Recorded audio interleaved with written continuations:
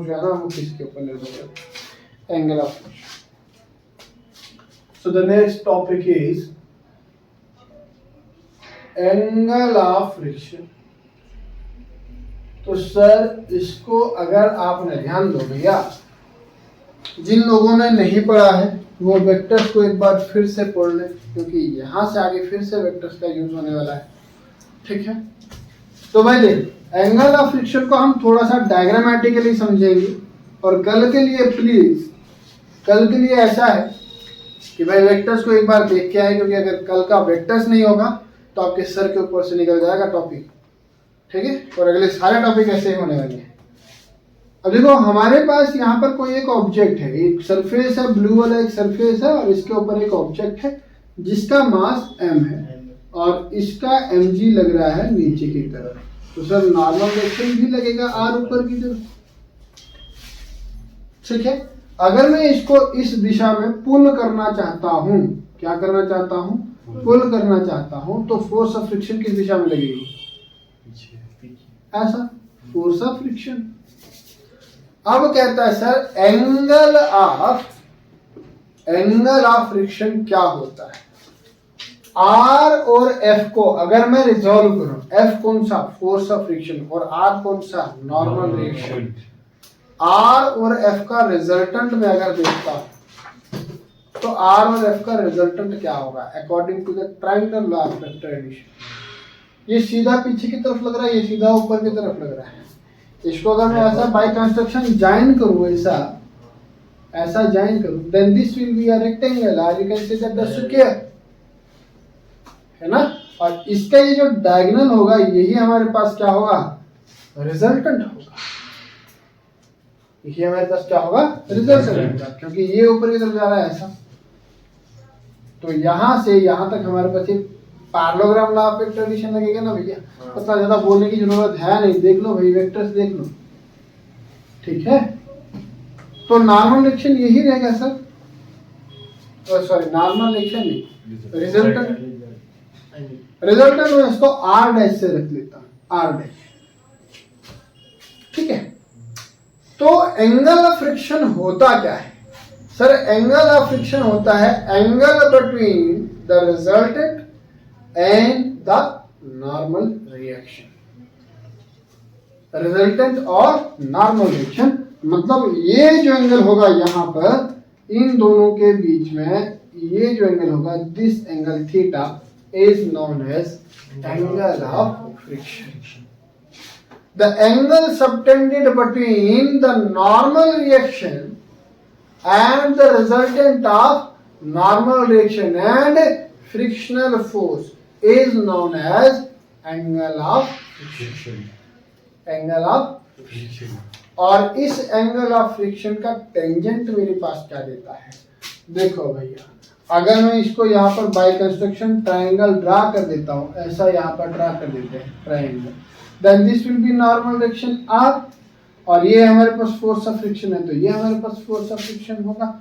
ये हमारे पास क्या बनना है, राइट एंगल ट्रायंगल। मैं इसको कंसीडर करता हूँ O P and Q construct करने के बाद, ठीक है। इसको रखता हूं मैं पॉइंट ओ, इसको रखता हूं मैं पॉइंट पी, और इस पॉइंट को रखता हूं मैं point Q. So in triangle O P Q, in triangle O P Q, right angled at किस पर है भैया, क्यू पर है। Tangent of theta will become equals to, किसके बराबर होगा, परपेंडिकुलर बटे में बेस। तो सर परपेंडिकुलर कितना है, पी क्यू बटे में O Q, that is equals to F बटे में R, which implies tan of theta is equals to f बटे में r. Let us suppose that this is equation first. This is equation first. Now f is equals to mu of r. हमें ये भी पता है, अभी हमने क्या था थोड़ी देर पहले, coefficient of friction. f is equals to mu of r, which implies mu will become is equals to f बटे में r. Let us suppose that this is equation second.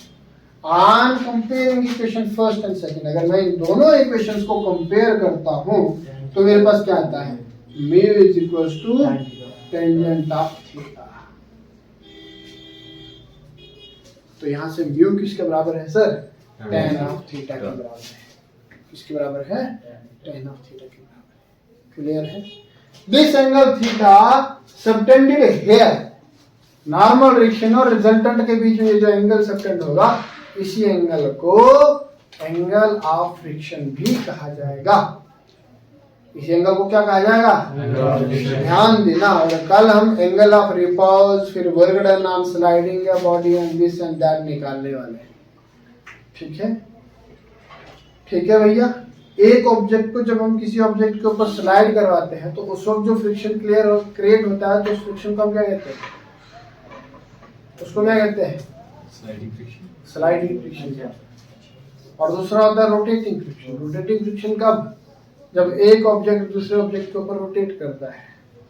जब गाड़ी खड्डे में फंस जाती है, चिकड़ में फंस जाती है, तो वहां पर कौन सा फ्रिक्शन कम हुआ होता है,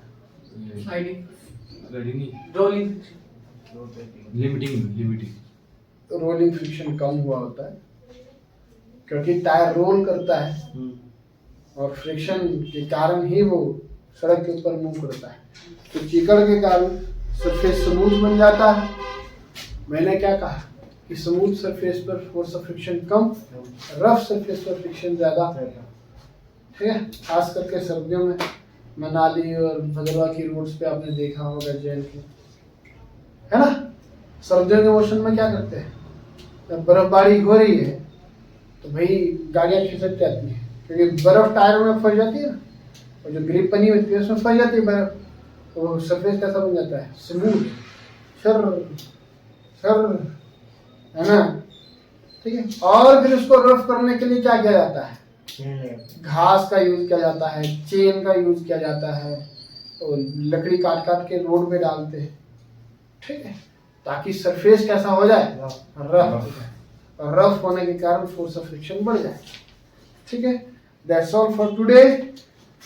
ठीक है भैया, पढ़ते रहिए, स्वस्थ रहिए, अपना ध्यान रखिए, अपनी सेहत का ध्यान रखिए और अपनी पढ़ाई का